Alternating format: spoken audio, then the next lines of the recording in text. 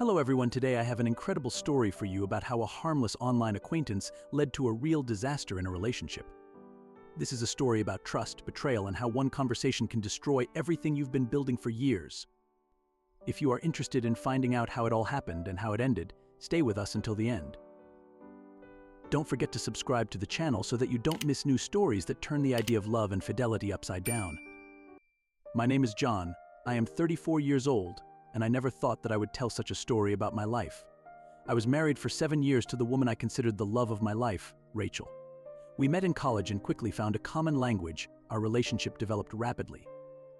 We seemed like the perfect couple for everyone around us: common interests, support for each other in difficult moments, respect, and of course love. We had a son whom we both adored, Michael, who is now 6 years old. Everything in our lives went on as usual. I worked as a manager in a large company, spent a lot of time in the office trying to provide for my family, while Rachel stayed at home, took care of Michael's upbringing, and did household chores. We were comfortable in our little world, and I was sure that everything was going great. But a year ago, something changed in our house. It was unnoticeable at first, but over time it became obvious. Rachel was increasingly withdrawn, spending a lot of time on the phone, but she always answered my questions briefly, just sitting on social media or texting with a friend. I wasn't particularly worried, because all of us, especially nowadays, spend a lot of time on the internet. Moreover, I was absorbed in my work and did not attach much importance to it. One day I came home earlier than usual. Rachel wasn't expecting me at this time and was clearly surprised. I entered the room and saw that she was sitting on the couch with the phone in her hands. When I approached, she hurriedly closed some message. It seemed strange to me, but I brushed my thoughts aside again, deciding that maybe I was just too suspicious. But since then, disturbing thoughts have begun to creep into my head.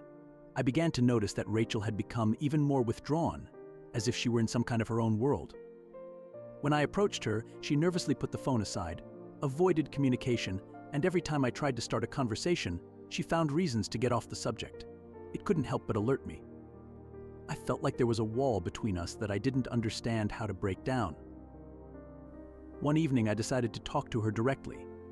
After Michael fell asleep, I sat down across from Rachel and asked what's going on. "You've changed. I feel like you're moving away from me. Is it something to do with our family?" She looked at me, frozen for a moment, and then exhaled. "Nothing's going on, John. I'm just tired." It's okay, but I knew that wasn't the case. I knew something was going on behind my back. A few days later, I found the first hint of treason. It was an ordinary morning, and I decided to send a message to Rachel from her phone. She left him in the kitchen while she was getting ready to take Michael to school. When I opened my phone, I saw an unread message from a man whose name I had never seen before, Mark. The screen lit up. "I miss you. When can we see each other again?" My heart sank and I felt the ground give out from under my feet. I couldn't believe my eyes. How could this happen? I was sitting there in the kitchen with the phone in my hands, not knowing what to do. Hundreds of questions were swarming in my head. Who is this Mark? How long has this been going on? Why is Rachel hiding this from me?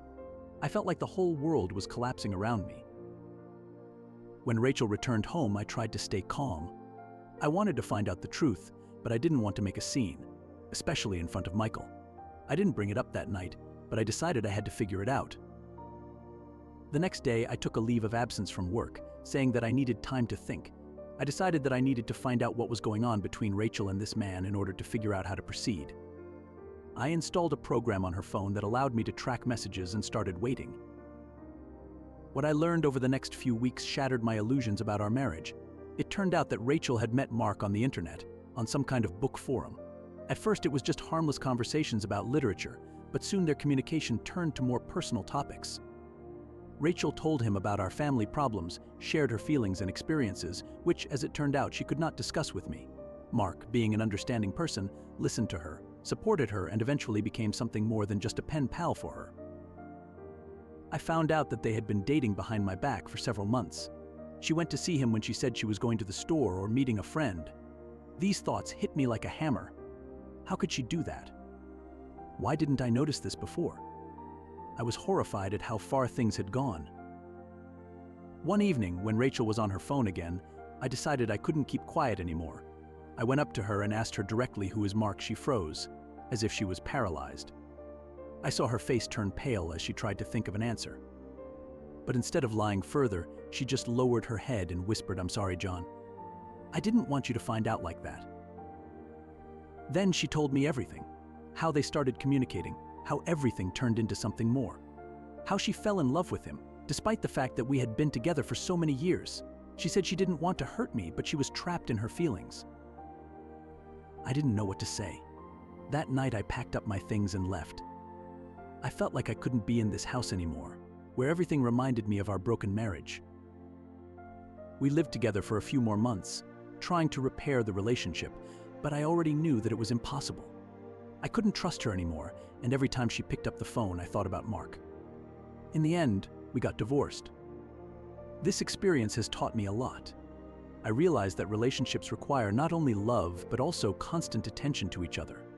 Rachel and I lost touch long before Mark showed up, but I didn't want to notice it.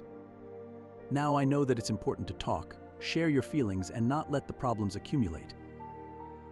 If this story has taught me anything, it's that you can't ignore the little things. Sometimes one conversation can turn your whole life around, and it's important to be honest with yourself and your partner.